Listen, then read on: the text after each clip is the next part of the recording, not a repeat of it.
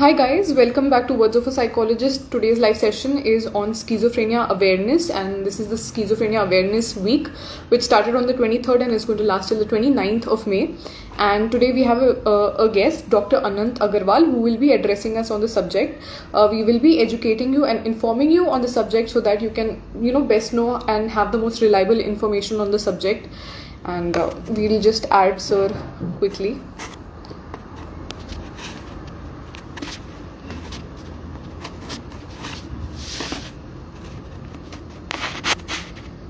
For your patience, for all those of you who have been around even in the hello sir, welcome back. Hi. Is it clear? Yeah, it's fine now. I think there was some connection issue. Okay. Yeah. Okay. Yes, sir. So, welcome back to Words of a Psychologist. Thank you for taking out your time. And guys, Dr. Anant is the most reliable, solid, ethical professional that I've come across in my career so far, and that is why I keep bringing him back to address us on important and sensitive issues related to psychiatry. So today, sir is going to educate us and enlighten us about schizophrenia and all the associated issues. So, sir, I have compiled a couple of questions that are very common around the subject that people tend to ask me a lot, that people tend to Google a lot probably on the subject. So, I'll just ask you the questions one by one and you can answer them. Sure. Educate the audience. Yes, sir. So, let's start with the absolute basic. The causes of schizophrenia. What is schizophrenia? What are some of the symptoms, the visible and invisible symptoms of schizophrenia that we get to see? So, I think we all have heard about this about schizophrenia, its various symptoms. People talk about it in social media. People talk about it in gossips, rumors. So, I think we cover a lot of things in those, but I would say that we don't really know what's really going on behind what exactly schizophrenia is. So, when we talk about schizophrenia, it's one of the severe mental illnesses that we deal with in our practice. Schizophrenia is basically defined by a disorder of perception and thought and behavior. So these are the three main, parts of your personality or your demeanor that are affected: your behavior, your perception, and your thoughts. So in your perception, what is affected is mainly you have hallucinations. Most commonly, these are auditory hallucinations in schizophrenia, but there can be other hallucinations like visual hallucinations or gustatory or olfactory hallucinations also. So this is the disorder in perception. The disorder in thought is that there is a disorganized form of thought. So the thought pattern can be very disjointed. It can be very lengthy. It can involve a lot of unnecessary details. That is the disorganized thought. Besides this, there is a particular disorder in thought which is known as delusion. So a delusion is basically a false fixed belief that the patient develops, and it is not usually in keeping with the patient's social and cultural background. So the belief is false and it is a fixed belief. So no matter what someone says or you do in order to tell the person what the reality is, they would still not believe you. So it is an Sir, can unshakable you belief. please, sorry to interrupt you, sir. Can you Yeah, please give us example of hallucinations and delusions? Because some of the audience are sure. not from a psychiatry, psychology background. So Right. with the help of examples, they'll be able to relate better. Right. So, when we talk about hallucinations, which I mentioned in the disorder of perception, so hallucinations basically mean that the person is able to hear voices which nobody else around them can hear. So, in reality, they are not really hearing voices. It is a disorder of perception. They feel or they perceive as if they are hearing voices, but in reality, it is all in the because of a chemical imbalance in their brain which is telling them that there are voices. Now they believe that these voices are actually coming from a source which nobody else can visualize or see or hear. So these are hallucinations. When we talk about delusions, so in hallucinations, if I am supposed to give an example, the patient might say that I am able to hear two people talking about me, and they are uh, probably talking ill of me, or they are abusing me, or they are giving a commentary on whatever I am doing. So these are the classic auditory hallucinations which are seen in schizophrenia. if we talk about delusions, so delusion, like I said, is a false fixed belief. Usually in schizophrenia, it is seen that this belief is of a persecutory nature. By persecutory, I mean that the patient's belief is that someone is out there who's trying to harm them, or who is following them, who's trying to persecute them. That is the usual delusion that anyone has. So the patient might feel that the people who are talking about him, or people who are around him walking in the house, or for example, even their relatives, or people who are their neighbors or walking in the street, are basically plotting against them. So this is one of the most commonest belief or delusion that the patient has. Right, So sir. these are Uh, the, yeah. yes. So I do not remember, but I think in school I was doing some research on schizophrenia, and there was this book by SCARF, Schizophrenia Research Foundation, Chennai. And sir, am I audible? Yeah, yeah. It was frozen for like a couple of seconds. So I think I read a statistic that schizophrenia is likely to occur 1 in 100, or uh, is that statistic correct and still relevant? Yeah, so basically, it's not really telling you the percentage of how commonly it occurs. It's just telling you what is the risk. So the risk is said to be in 1% of the population. So the genes might be present in 1% of the populations. How many actually get affected is a different thing. Yes, sir.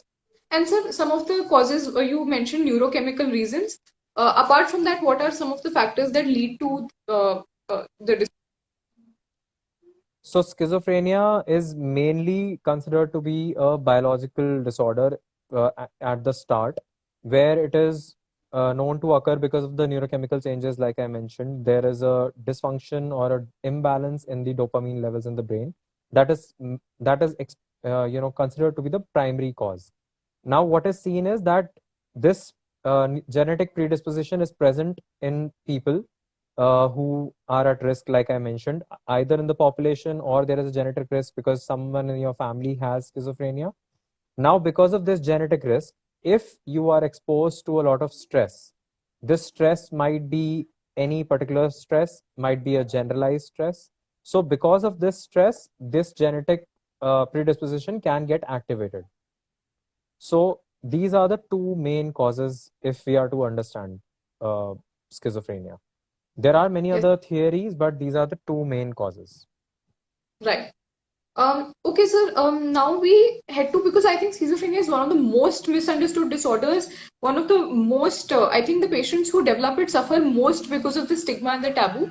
So I think we should address that, and a little bit on the history of the disorder, and how we got to this place of them being so I mean, so much wrong information, so much taboo. There's a fear around the disorder that, oh my God, a patient with schizophrenia is going to be harmful, is going to be necessarily a threat to themselves or someone in, their immediate environment, or all of these, like, misinformation is very, very prevalent. So how did we really get here? Can you elaborate a little on the history?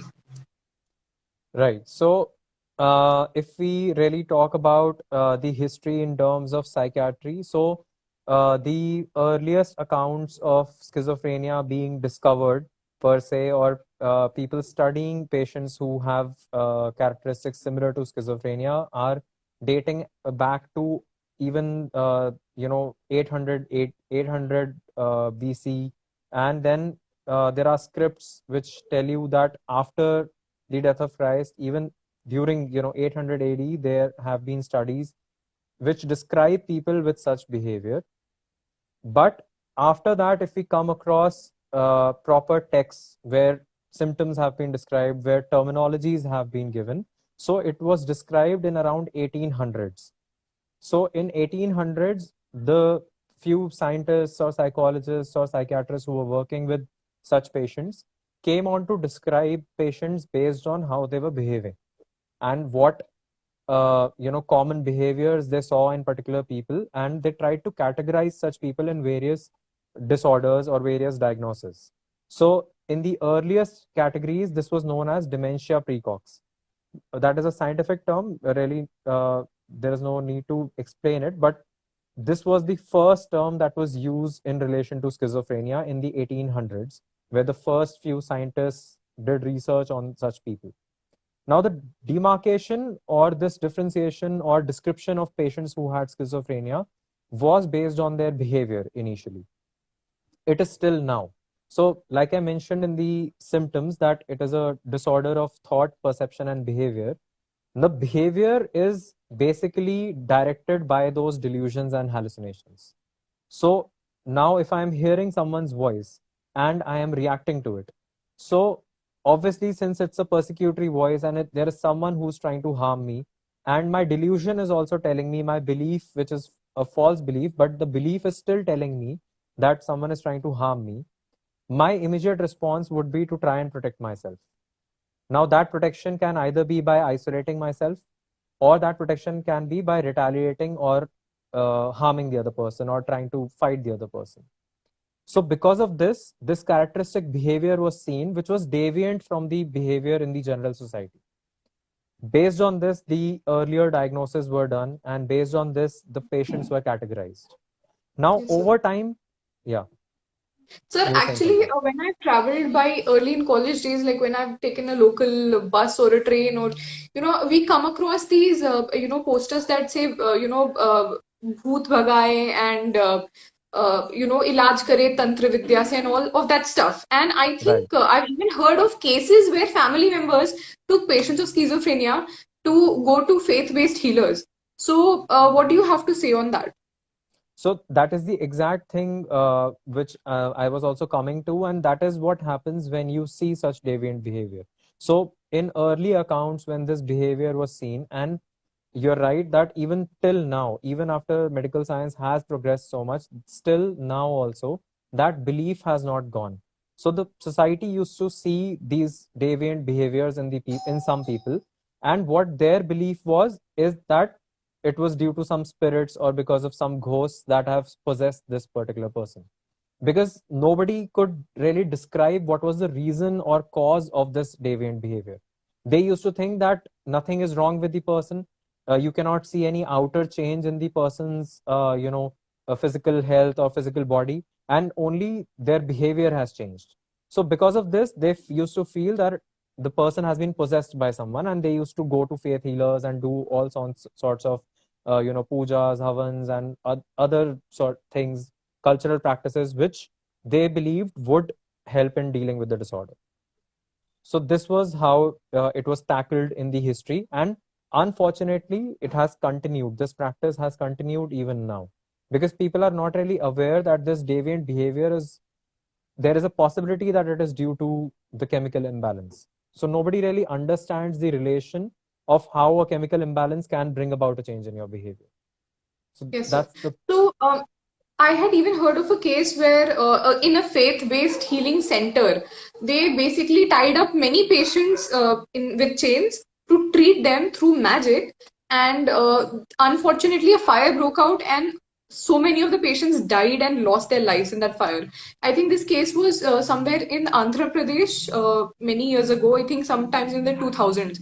So it is really unfortunate that even in the 2000s, which has not been such an old time, such things have happened. So my request to all the audience, whenever you hear someone speaking on schizophrenia, whenever there is a lot of misinformation that they are spreading, when they're saying that go see a tantra practitioner or go see some shaman or something, please educate them that this is a psychiatric disorder and you should make them see a doctor before something severe happens, because there is a risk of injury to self or someone else, especially I feel that during the onset, in the initial right. episode. Right. Yes, sir. So next we come to on the treatment prognosis, and just so how long does the treatment last and what is the prognosis, or basically how, for the common audience here, prognosis basically means like how will they respond to the medication and how quickly the symptoms will go. So on the duration and the manifestation after treatment. So when we talk about treatment, like you can understand, most of the times it's neglected. So the patient's family first usually prefers consulting some faith healer and tries to, the most important thing related to delay in treatment is also stigma. Stigma of visiting a psychiatrist, stigma of having a person with schizophrenia in your family. So nobody can really, the persons who have schizophrenia, they find it difficult to fit in the society because their behavior is different. Their behavior is deviant based on whatever symptoms they have. Now, because of that, the society, because it's not able to understand why that behavior is there and what is the cause, what has to be done, the society sort of shuns them out of their basic livelihood, tries to keep them isolated. And not just the society, the family also plays a big role in doing this isolation. Because of this, because of trying to treat them, like you said, even people do this particular thing in their homes. They keep the patient chained up or closed or locked away in a room, and the treatment is delayed a lot because of this. If we go for early treatment, then the prognosis is still good. Usually, the treatment for the first episode is said to last for at least 1 to 2 years. Since it's a disorder which requires a prolonged treatment, the chemical imbalance requires medications. So, usually 1 to 2 years time is required for the first episode. It is expected that the patient would recover after the first episode and further episodes shouldn't happen. Although in some cases, there is still a possibility that further episodes can happen. So in that case, the treatment would obviously last for a bit longer, and we might also need to give maintenance or preventive medicines so that further episodes don't happen. The prognosis depends on when the patient is brought for treatment. That is the first thing. So if early treatment is initiated, the prognosis is good. Prognosis means, like you said, that what will be the outcome. So the outcome would be good if early treatment is started. That is one thing. The other thing is, obviously it depends on the severity of illness as well. More the severe illness, more obviously the prognosis would be poor or the outcome can be poor. But definitely this mindset or this thought in people's mind that it can never be treated and they will necessarily be violent, I feel that that is not something which is it is just a myth. It's not a right thought. It's not necessary that they won't be treated at all. Majority of them can be treated with timely intervention. Yes, sir. So, also because I think long term the patient has to be on maintenance medicine. So I think two of the issues that we see that oh patient ठीक हो गया छोड़ दो दवाइयाँ क्यों लेनी है. Right, That attitude which we see in all disorders basically, that right, attitude that oh there's no symptoms, let's just discontinue by yourself the medicines. And the other thing is like when in schizophrenia when there's a long term treatment and a long term maintenance medicine that is given. So people have this misconception that psychiatric medications are like addictive and without them they cannot fall asleep and got like a lot of misconceptions. So can you please speak a little on that and clarify it for us? right. So I would obviously, like I said, so the treatment obviously takes time. It is a difficult disorder to treat. So definitely the treatment is required for long. Now, understandably, the problem is that since it's a long-term treatment, people don't really have that much patience to take so many medications for a very long time. And this is one reason. The other thing is that the lack of compliance or the patient not wanting to take treatment and the family members not wanting to give treatment or having this notion or this perception that once the patient is treated, you can stop the medicines. This comes from lack of awareness. That is, I would say, the primary cause. The other cause is that for the patient would always say that I am completely fine, and I don't need medications because per se, most patients of schizophrenia don't have an insight.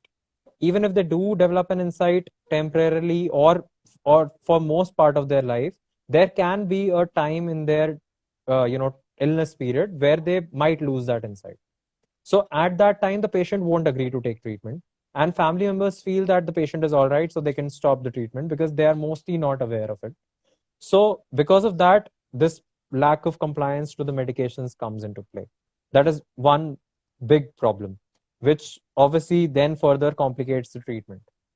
What you rightly said is another cause.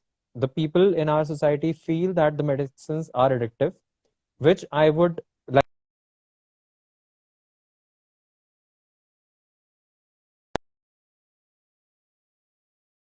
is that the talk about being addictive are basically required by the patient for treatment. So it depends on how long the treatment is taking and not really on them being addictive. Addiction basically means that you need the medication and you want to seek out the medication for pleasure. That's usually the primary purpose. But with the medicines for schizophrenia, you don't need it for pleasure or you are not really enjoying taking it. You need it to treat the illness. So that is why it's not really addictive. It's like saying, so one of my professors, one of my teachers used to say that like you wear specs. So if your eyesight is weak and you're wearing specs, does it mean that you are addicted to your glasses, your spectacles? I don't think so. So it's something which you need to correct something which you are not really born with. If your eyesight is weak, it's weak.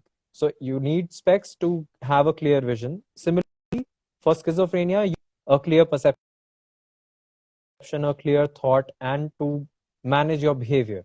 So that is why it's a need and not an addiction. Yes, sir. So, sir, I think one of the audiences asked a good question. If the medicines of schizophrenia patient is changed, is his or her behavior also supposed to change? How should the family cope up with these circumstances? Right. So usually medicines of schizophrenia are have to be changed or required change if the patient is not responding to the medicines. That is usually the scenario. Otherwise, we don't recommend medicine change. So this is usually the only situation where we need to change the medicine if their patient is not responding. Now, if with the change, obviously there would be some change in behavior. The behavior might become better if the patient is responding to the new medicine. The behavior might also deteriorate if the patient is not responding to the medicine. So this is the most important thing. Their behavior can change with the change in medicine. Yes, sir. And And I think, yeah. general, I think, guidelines for how the family can cope up, because I think the burden of this disease, if we were to speak in those terminologies, it's very high. It is a very taxing experience even for the caregivers, and especially because the social support I feel, sir, is very because of all the fear around it, the misconception. Um, so for the family, how can they cope up best? And apart from that, as a society, how can we offer support to people who have family members who are suffering from such severe disorders and issues? Right. So, see, for family to cope up with the illness, I think the best way to to be able to cope up with it is to get educated. The more you become aware of what the illness is, how to deal with it, what behaviors are normal and what are because of the illness.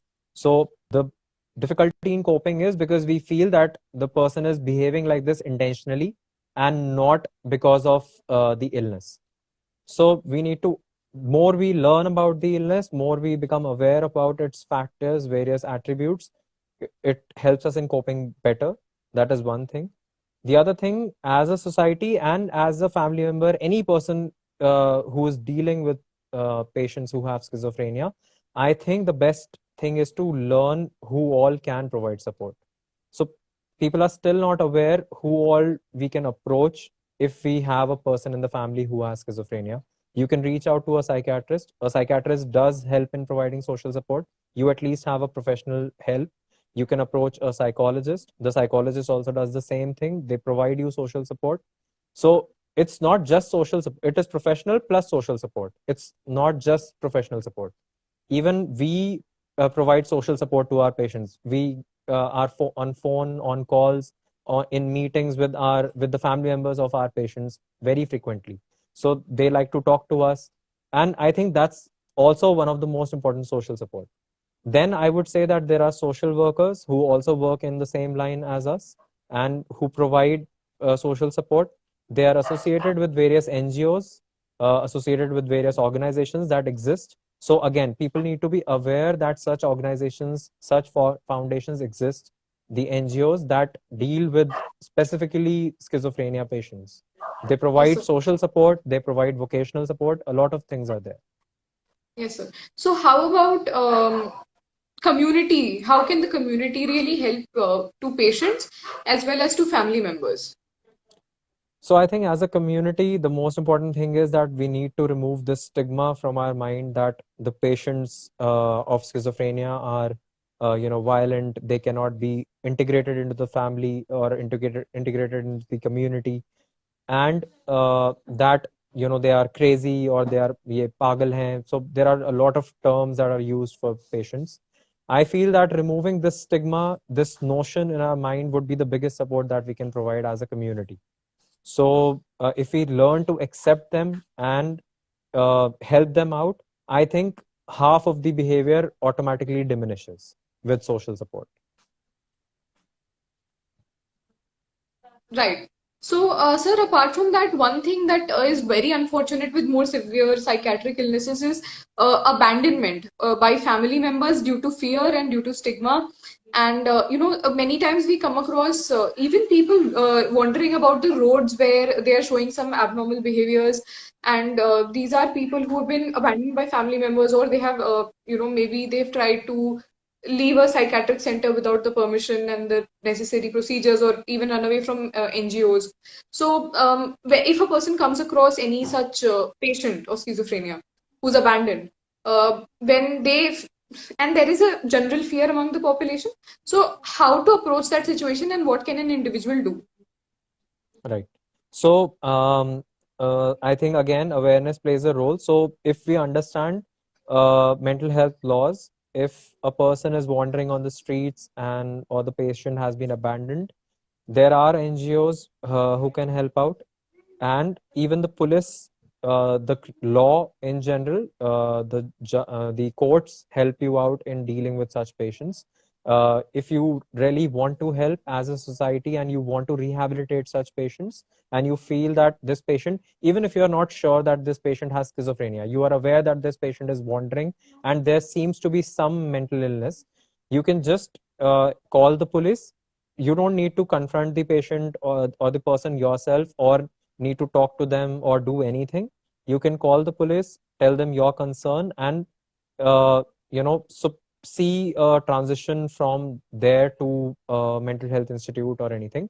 The police themselves are responsible for trying to find the next of kin of the patient, and also trying to rehabilitate the patient. So they would, by the magistrate's order, they would take the patient to nearest mental health institute, whichever is empaneled with the police or with the government, and the institute and the police together try to rehabilitate the patient. So if you feel concerned for someone, you can always call the police or call the magistrate in your district officer. So there are laws which help out in such things. Yes, so with that, I think I'm done with the basic questions around schizophrenia, the disorder.